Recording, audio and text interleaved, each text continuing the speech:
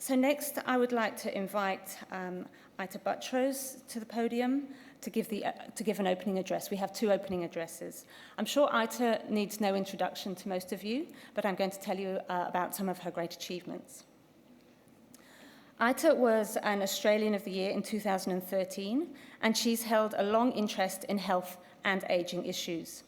She was recently appointed as chair of the ABC and also chairs the Australian Mental Health Prize Advisory Group, is patron of the Macular Disease Foundation and Emeritus Director of Arthritis Australia, an organisation she chaired from 2003 to 2006. She served as a judge for the Aged and Community Services Award and the Federal Government's Excellence in Aged Care Awards. She has had a distinguished media career. She was the youngest ever editor of the Australian Women's Weekly, the founding editor of Clio, and the first woman to ever edit a major metropolitan newspaper in Australia, as editor-in-chief of the Sydney Daily and Sunday Telegraphs, and the first woman director of News Limited. In 2011, her early career was the subject of a highly acclaimed ABC miniseries, Paper Giants: The Birth of Clio. Most recently, Ita received a Companion of the Order of Australia, AC, for her services to the community through leadership in the media, arts, health sector, and as a role model. She received an OBE for her services to journalism and the Centenary Medal for Business Leadership to Australian Society. In 2014, Sydney's Macquarie University conferred an Honorary Doctor of Letters on Ita in recognition of her contribution to the arts, and in 2015, the University of Wollongong conferred an Honorary Doctor of Letters on Ita for her contribution to mental health and ageing. So, welcome, Ita.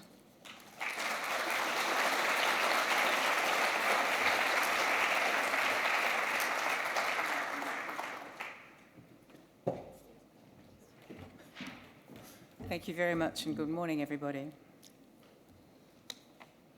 I'm very pleased to have been asked to deliver this opening address and share with you memories of how the initiative Boosting Dementia Research came to be. So let me take you back to year 3 of Alzheimer's Australia, now Dementia Australia, so that we include all the dementias. Alzheimer's Australia's Fight Dementia campaign. We launched it with a protest march at Parliament House, Canberra. It was a wonderful day. I had no idea how much fun protest marches could be. It was my first ever protest march. We had decided to take off the velvet glove and put on the iron fist. We wanted dementia to be made a national health priority. We wanted better home care packages for people with dementia. And we wanted a bigger investment in dementia research. We felt people weren't listening to our messages. We launched Fight Dementia in 2011, when government investment in dementia research through the NR and MHC was then $24 million in 2011-12. With their permission, we used the voices of people with dementia and their families and carers to tell their stories about the impact of dementia. We achieved goals 1 and 2. All that was left was better funding for medical research to achieve our aim at that time of delaying the onset of dementia by 5 years. As good fortune would have it, I became Australian of the Year in 2013. And with that honour comes a platform and an authority. Wherever I went, and I travelled all over Australia that year, I raised the topic of dementia, the caseload, the need to find a way to delay diagnosis, to slow down progression. Unexpectedly, I received a request from the then Leader of the Opposition, Tony Abbott, to come and see him. This was August 2013. He wanted to know more about dementia. He wanted the facts and the figures. He listened to what I said and then told me that maybe they could find, if he won government, maybe they could find $60 million for research. And I said it wasn't enough. We need more. In the meantime, Alzheimer's Australia was preparing its election policy document, which we sent to all politicians in Canberra. Tony Abbott launched his campaign for government and the Prime Ministership in Australia for the federal election in September 2013. I was listening in Sydney. If elected, he said he would commit $200 million over 5 years to dementia research. He elaborated, reading word for word from Alzheimer's Australia's policy document. I couldn't believe it. I rang Glenn Rees, the then CEO of Alzheimer's Australia, now chair of ADI, and I said, can you believe it? He's reading from our policy document. It was a great moment for both of us. And it was a great moment for people with dementia and their families and their carers, and for dementia researchers. It was even a greater moment when Tony Abbott won the election and became Prime Minister. Fight Dementia was a hugely successful campaign. Our interstate affiliates were committed to what we were trying to achieve. As an organisation, we spoke with one united voice. It would be remiss of me, as we reminisce, to not mention Glenn Rees, who, as I mentioned, was then CEO of Alzheimer's Australia. He is one of Australia's greatest contributors to the dementia cause and to people with dementia. And it was an absolute joy for me to work with Glenn, and our work together will always be one of my most treasured professional associations. We had one brief moment of panic. Not long after Tony Abbott won office, budget cuts were announced. Was our money safe? I rang Peter Dutton, who was then the Health Minister, and he assured me that the government's commitment of $200 million was indeed safe. It was an election promise. And as we all know, this was an election promise that was kept. And the money for dementia research was forthcoming in the financial years 2014-15. What you might call a very good result. From the work that researchers have done since then, clearly the National Institute for Dementia Research has proven its success. Some of the evidence of that success include the establishment of the Australian Dementia Network, including the Clinical Quality Registry, which allows us to understand the impact of system changes. Support for researchers like Dr. Kate Smith, who has been addressing the challenge of dementia within Indigenous communities, including developing an Aboriginal and Torres Strait Islander dementia research roadmap and the Kimberley Indigenous Cognitive Assessment Tool, assuring assessments of cognitive impairment are culturally appropriate.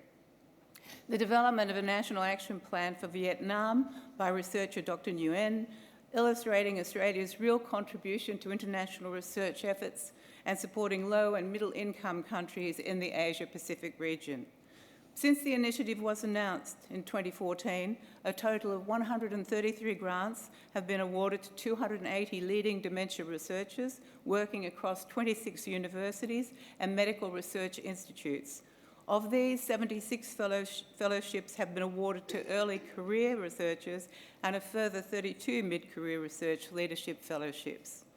There is so much exciting work going on.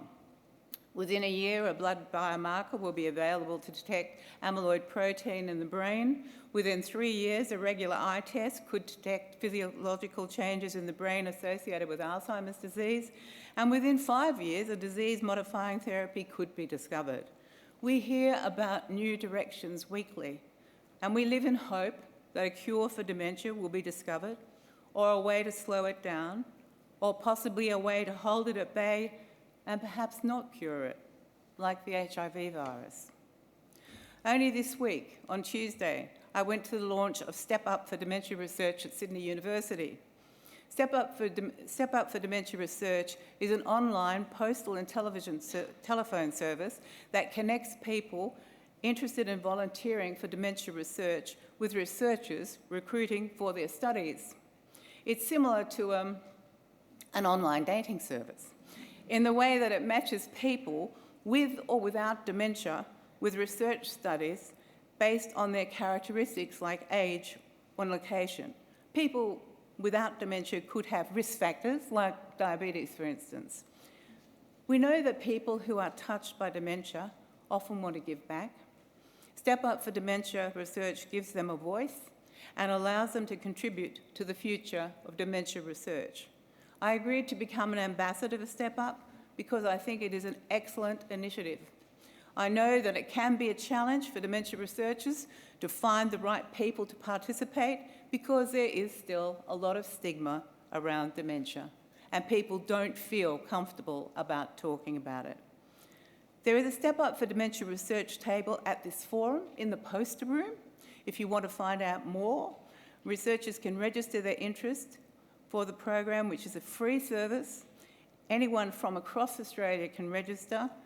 The initial rollout will be focused on WA and New South Wales in the launch period, but then it will roll out to the rest of Australia. Or you can go to the website stepupfordementiaresearch.org.au. Of course, the success of the initiative would not be possible without the hard work and dedication of all you researchers here today. Thank you. I know that many of you early career researchers changed directions in your work to contribute to the dementia research effort, and that is great. Thank you. And most importantly, thank you on behalf of the almost 450,000 Australians living with dementia and their families and their carers.